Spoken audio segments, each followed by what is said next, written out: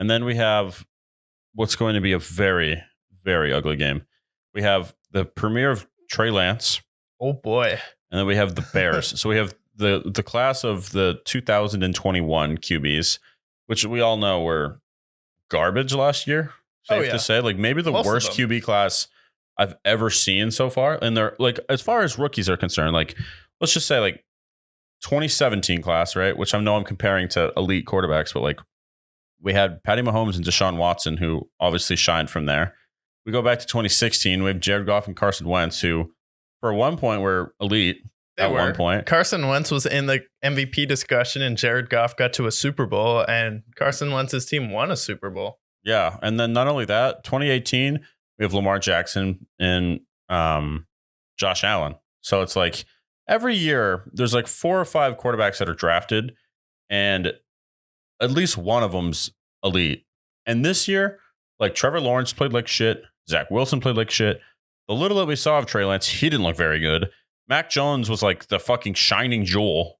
Yeah, Mac Jones was like okay. He was like decent. And then they have like 190 yards, and people are like, "Oh my god, Mac Jones is going to be great." Outside of Mac Jones, and Justin Fields. Justin Fields put the shit this last year too.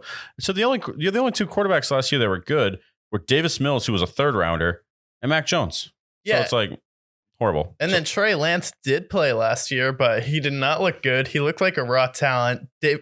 He also only played 1 year in college, which is huge because he's new to playing the quarterback position. So he needs as many reps as he can get. I feel like it was a mistake to start him, and he's a guy that should be sitting out for 2 to 3 years, not just 1. And then when he did play, also, he got hurt. So he showed he's already fragile.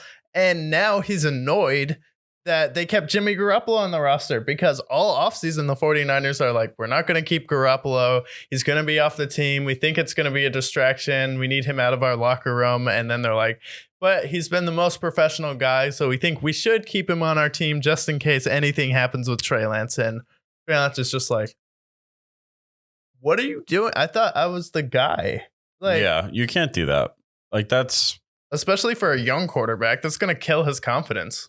Yeah, especially because he knows that if he struggles with a team like the 49ers, who should be competing for a Super Bowl title, that if he sucks, there's a chance they just bench him for Jimmy Garoppolo and say, you know what, dial it back, we'll play it next year. Yeah, and they still have a lot of players on that team from the Super Bowl roster. I think they have at least 13, which is like half the starters on each side of the ball. So when you take that into consideration, they've seen Jimmy Garoppolo. They know he can take you to a Super Bowl and take you to a conference championship in both the years where he's fully healthy. And with that, it's like their record is really good when Jimmy Garoppolo starts. He's a winning quarterback, makes winning plays. Sure. Does he make some dumb throws? Yeah. But did he get you to a Super Bowl? Yeah. So it's like you can get to a Super Bowl, and the veteran players know that. You don't know you can get to a Super Bowl with Trey Lance, and he's a very How do you know talent. if you can make the playoffs with Trey Lance? No. Like if Trey Lance is, let's say he's like marginally better than Justin Fields, they're not going to make the playoffs. No. Like the running game is good, but like if they know that they're going to run the ball, teams are going to adjust and be able to stop the run against them. Yeah. And like, yeah, I like Debo, and like, yeah, pretty much it's like wide receiver. Like we got Debo and then we got George Kittle. The other receivers are not proven. I like Brandon Ayuk, but like he's very inconsistent. And then the other receivers don't matter. Like they can cover them with the receiving, like the cornerback talent that's in the NFC. Oh yeah, absolutely. So the spread is the 49ers by a touchdown and the over under of 40. I'm actually going to take the under on here because first of all, we have a rookie quarterback, basically a rookie quarterback in Trey Lance. And we have a Bears offense that's horrible. Like literally look at the receivers. People in Chicago, and no offense to the RPO boys. I love the RPO boys. They're great. Follow them on TikTok. But their number one receiver is Darnell Mooney.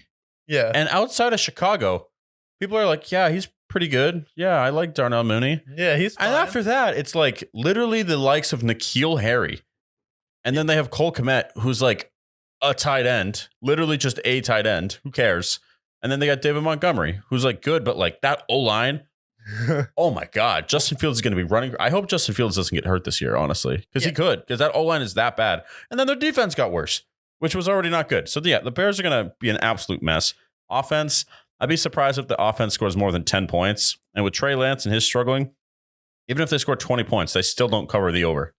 So take the under. Yeah, That's a lock. You know what Trey Lance said?